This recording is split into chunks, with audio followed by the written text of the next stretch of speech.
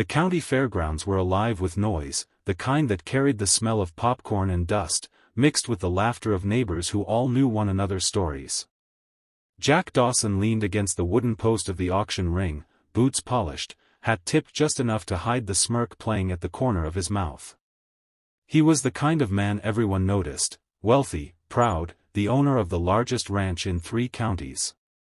Tonight, though, it wasn't cattle or horses that drew attention, it was the charity auction, where men bid for a dance with the women of the town. Jack's friends nudged him when Mary stepped onto the platform. She was the widow who kept to herself, always wrapped in a shawl, her eyes lowered as if the weight of the world rested on her shoulders. A murmur rippled through the crowd, some with sympathy, some with mockery.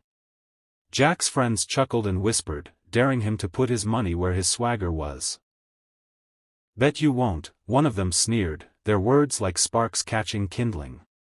Without hesitation, Jack straightened, lifted his hand, and raised the bid higher than anyone else. The crowd erupted with hoots and whistles, more entertained by the rancher's boldness than the purpose of the night. Mary's head stayed bowed, her hands twisting the edges of her shawl, as though she wished the floorboards would swallow her. Jack didn't notice the trembling in her shoulders, nor the way her lips pressed together in silence. All he saw was the bet, the challenge, the eyes on him, and the victory in being the man who won. The gavel dropped, and just like that, the richest rancher in town had bought a dance with the quiet widow, never suspecting how that single choice would change his life.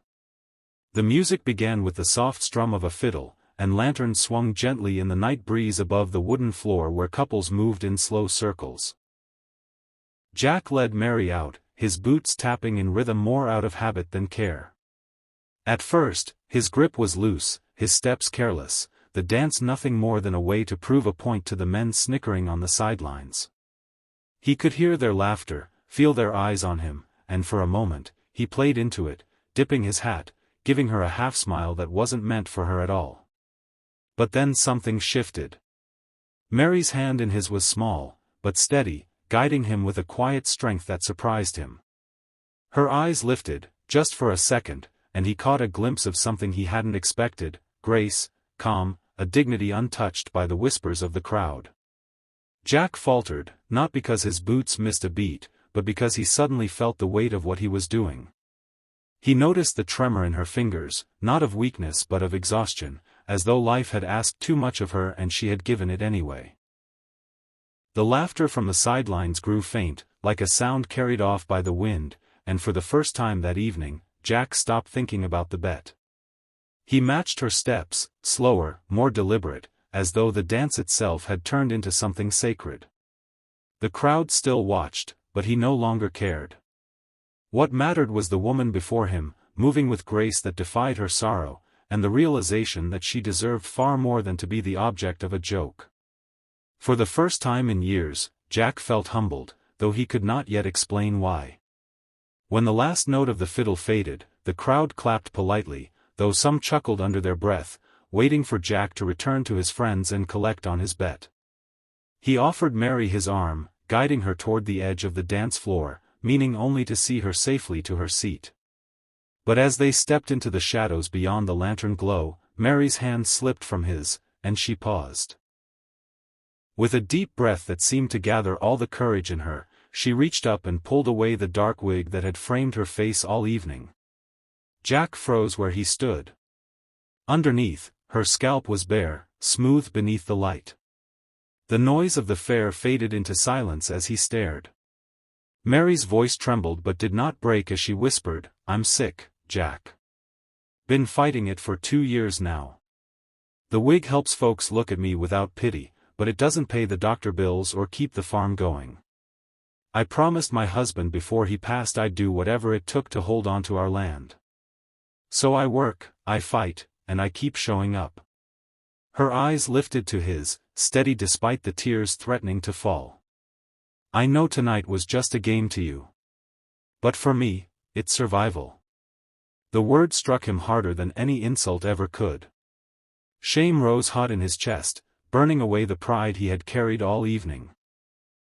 He saw her not as the quiet widow mocked by whispers, but as a woman standing in the middle of a storm with nothing but her will to hold her steady. For the first time in his life, Jack Dawson, the man who thought he had everything, realized he'd never known what true strength looked like until now. Jack stood rooted to the spot, guilt crashing through him like a summer storm.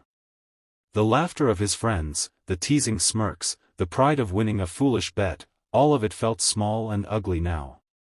He looked at Mary, her bare head lifted with quiet defiance, her body weary yet unbroken. Something inside him shifted. Instead of stepping back in shame, he took a step closer, and then another, until he was standing beside her. He reached for her hand, firm and certain this time, and turned to face the crowd that had fallen strangely silent. "This woman," Jack said, his voice carrying over the fairgrounds, "is stronger than any of us here tonight. She deserves our respect, not our ridicule." The murmurs stopped. Faces that had been smirking now stared, wide-eyed, as Jack went on. "She's fighting battles most of us couldn't endure a single day. And she's still here, still standing, still giving more than she takes. If you ask me, that makes her the bravest soul in this town." For a long moment, no one moved. Then, from the back of the crowd, a hand lifted. "I'll cover next month's feed bill," someone called out. Another voice followed, "Put me down for the doctor's fees." One by one, neighbors stepped forward, pledging money, supplies, labor, anything to help. The same crowd that had come for a night of entertainment now leaned in, their eyes softened, their voices warm with generosity. Mary stood in stunned silence, tears glistening in her eyes. Jack didn't let go of her hand, not even when his friends lowered their heads, ashamed of the bet that had started it all. What began as a moment of cruelty had turned into something far greater, a community awakened by compassion. Weeks passed, and the widow's farm no longer looked like a place fading into dust. Neighbors came and went with wagons of hay, hands to mend fences, and laughter that once felt distant but now wrapped her land in life again. Medical bills that once sat in a stack on her kitchen table were being chipped away, not by her struggle alone, but by the kindness of those who had once stood watching in silence. Mary moved through her days with a lightness she hadn't felt in years, the weight on her shoulders shared at last. Jack was there often, though not in the way people expected. He came not as the wealthy rancher showing off his means, but as a man humbled, carrying feed sacks, mending gates, or simply sitting on the porch, listening. With each passing day, the walls of pride he'd built so high began to crumble, replaced by something gentler. He no longer cared about proving himself to friends or winning bets, he cared about showing up for someone who mattered. One evening, as the sun set behind the hills, painting the fields gold, Mary turned to him with tears in her eyes. "I thought I was alone," she whispered. Jack shook his head, his voice low but steady. "Not anymore. Not ever again." The richest man in 3 counties had discovered a truth he'd overlooked his whole life: wealth wasn't in the land, the cattle, or the applause of others. It was in kindness freely given, in neighbors lifting one another, in the strength found when hearts chose compassion over pride. And so the story ended not with a bet won or lost, but with a community restored, a widow renewed, and a man who finally understood that giving was the greatest treasure of all.